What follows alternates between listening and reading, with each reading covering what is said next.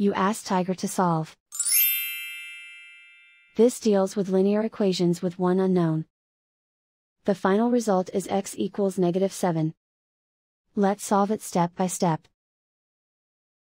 Group all constants on the right side of the equation. Subtract 19 from both sides. Group like terms.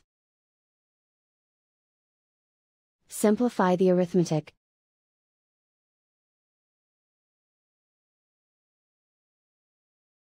Isolate the x.